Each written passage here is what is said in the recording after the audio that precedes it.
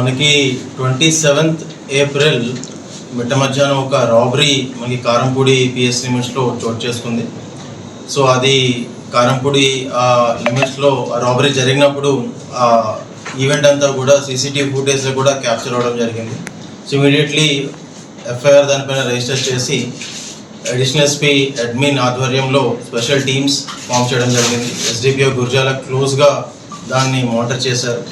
So మనకి ఆ CCTV ఫుటేజ్లో కూడా చూస్తే ఒక 4 persons దాంట్లో ఇన్వాల్వ్ అయినట్టు మనకి వెంటనే తెలుస్తూ ఉంది.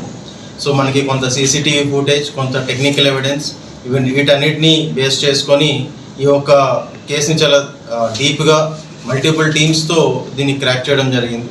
సో దీంట్లో ప్రధానంగా మనకి మొత్తం 6 ఈ యొక్క రాబరీలో ఇన్వాల్వ్ అయినట్టు తెలుస్తూ ఉంది.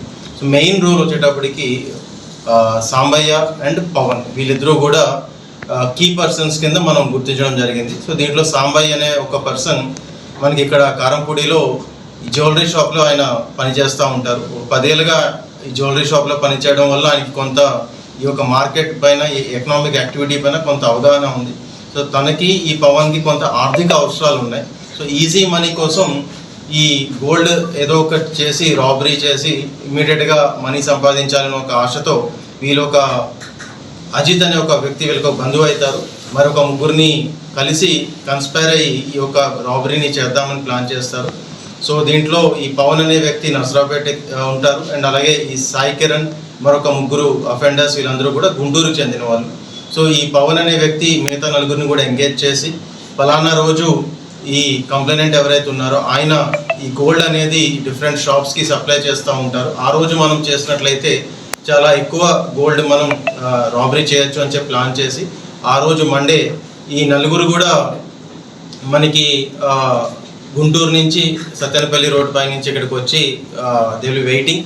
మనకి సాంబయ్య అనే ఒక పర్సన్ ఎవరైతే మాస్టర్ మైండ్ ఉన్నారో ఆయన ఈ యొక్క కంప్లైనెంట్ ఎవరైతే విక్టిమ్ ఉన్నారో ఆయన ఐడెంటిఫై చేసి చూపిస్తారు దట్ ఆ పర్టికులర్ పర్సన్ గోల్డ్ క్యారీ చేస్తున్నారు అని చెప్పి ఇదంతా కూడా మనకి టెక్నికల్ ఎవిడెన్స్లో ఎస్టాబ్లిష్ చేయడం జరిగింది. తర్వాత ఈ 4 కూడా ఒక పర్సన్ని ఫాలో అయ్యి ఒక టైం చూసుకొని ఇమీడియట్గా ఆయన దగ్గర ఉన్న ఆ గోల్డ్లో ఉన్న బ్యాగ్ మొత్తాన్ని లాక్కొని తీసుకొని వెళ్ళిపోతారు. ఇమీడియట్గా టీమ్స్ ఫామ్ చేసి టెక్నికల్ ఎవిడెన్స్తో ఆ ఎంటైర్ టీమ్ని చాలా విదిన్ ఎ వీక్ దీన్ని ఛేదించడం జరిగింది. సో ఈ యొక్క ఎఫర్ట్స్ని ఎస్డిపిఓ గుర్జాల మరియు ఈ ఎంటైర్ టీమ్కి ఈ క్రెడిట్ని ఇవ్వడం జరుగుతూ ఉంది. దీంట్లో ఇంటాక్ట్ ప్రాపర్టీ ఏదైతే ప్రాపర్టీ మొత్తం ఆ రోజు లాక్కొని తీసుకొని వెళ్ళారో ఇంటాక్ట్ ప్రాపర్టీ మనం రికవరీ చేయడం జరిగింది. అలాగే ఈ క్రైమ్లో ఇన్వాల్వ్ చేసిన 2 vehicles ఏవైతే ఉన్నాయో 2 కూడా సీజ్ చేయడం జరిగింది. టోటల్గా 566 grams గోల్డ్ ఈ యొక్క కేసులో రికవరీ చేయడం జరిగింది. So that is all from my side. And questions ఉంటే ప్లీజ్ ఆస్క్.